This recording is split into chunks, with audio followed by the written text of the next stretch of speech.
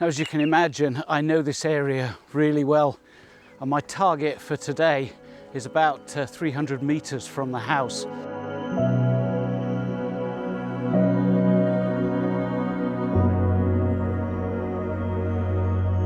I've actually already been out for my walk today, so confession time, I've come out again.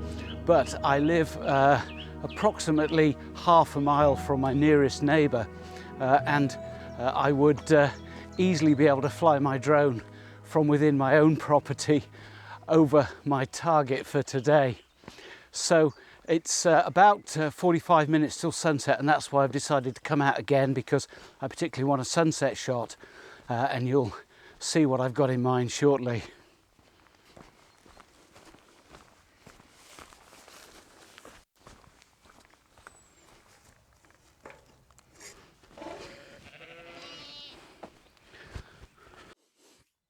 Well, this is what I had in mind. I scoped it out quite a while ago with a view to doing a vlog to cover quite a number of local derelict buildings. And you may have seen that I've taken other images of derelicts while I've been out on my usual walks. Now, this particular one is only about 200 or 300 meters from where I live, and I've had my eye on it for some time. What I particularly like about this is the way you've still got some structure to it. An awful lot of these derelicts are literally just walls. The great thing about this is we've got this fabulous old door, a proper little window frame, a bit of roof, and of course some trees growing out of the roof, which quite spectacular. Now the sun's going down over in that direction over the lake, so I'm going to set my camera up some way back from where you are at the moment, because I want to get the tree on the left hand side, which will be a silhouette in front of the coloured sky at sunset. There's not a cloud in the sky, so there won't be much detail, but that's not really a problem, because what we're looking at here is to try and get some interesting colour to show off the cottage, which is the subject of the image. Now, there are lots of other images apart from the one that I'm proposing to capture tonight, and it may be that during the course of the lockdown I come back and work on those, but I want to keep my powder dry on those ones because I don't want to spend too long here.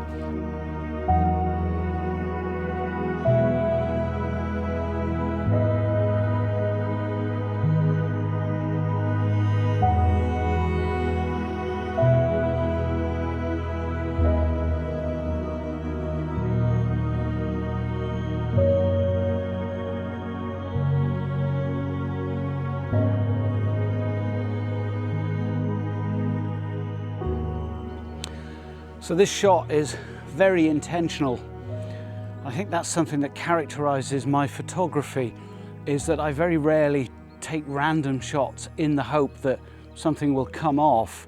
And what I've got here, having scouted this location at quite some length over the last couple of years, even though it's the first time I've shared it with you, the lake behind it has got the sun reflected in it, and I knew that at this time of year, round about March, April time, the sun's going to go down immediately behind the cottage.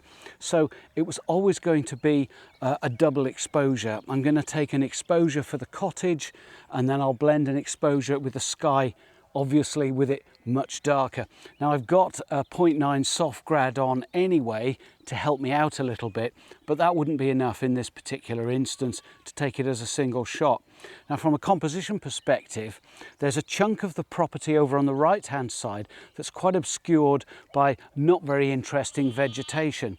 So I'm just going to completely leave that out of my composition, and I'm cutting it off just to the right hand side of the door.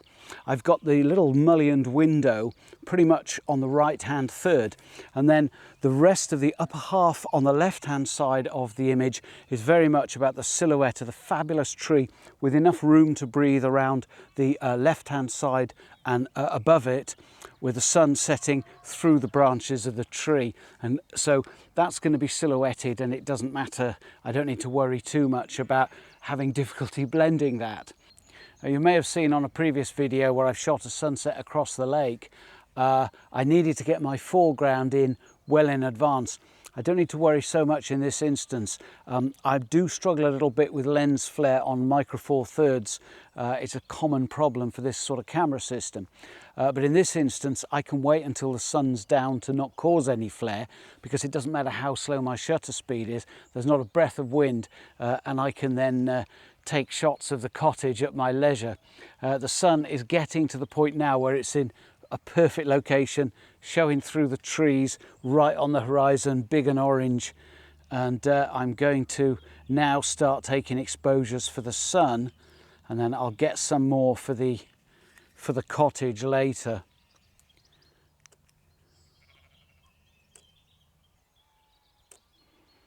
So the sun is right on the horizon now, just going into a teeny little sliver of mist. But there's plenty of colour reflecting on the lake as well. And even though that's not a major part of this particular composition, it is nice to have that extra splash of light. Now I'll often work like this, set up my composition, put the remote shutter on and take as many exposures as I want, and that gives me lots to work with in post. I'll pick the best one to blend in with the foreground image that I use for the cottage itself. And because the sun is being just ever so slightly obscured by some mist right on the horizon, I'm not going to be able to get that starburst effect just at the point where it disappears behind a hard horizon line. I didn't have that in mind anyway, so not too disappointed. Now, there are other shots to be had from the other side of the cottage as the sun's going down, using projected light on the cottage itself. I think I might save that for another one, because who knows how long we're going to be locked down. I might be running out of images, so I want to try and make sure that doesn't happen. So the sun's now gone down, the colour's already dying, I knew it would, and now what I'm going to do is get some shots of the cottage itself, because there's nothing moving. I can use as slow a shutter speed as I need. Currently I'm set at 1/10 of a second. It really doesn't matter. That should work quite nicely. Now, the thing about this particular location, of course, the sun's gone down immediately behind it. At this time of year, it comes up immediately in front of it. Sun up is about 6 AM, but it won't get projected light onto it really until probably about 6:30, 6:45, something like that, because there's a slight gradient here and then there's some mountains in the way. So what I might well do is, if I look out the window in the morning and the light is looking interesting, I might pop back up here one of these days and take the same image but with the projected dawn light on it. So there are lots of other images to be had around here. I'm going to go and process this one and I'll put it straight up, I think. If there's any interesting aspects to the processing on this one, I might make a separate video about that, and then you can pick and choose which one you prefer to watch. So I hope lockdown isn't going too badly for you so far. Thank you ever so much for watching. I really hope you've enjoyed it. And if you have, why not subscribe now and join me next time. Cheers.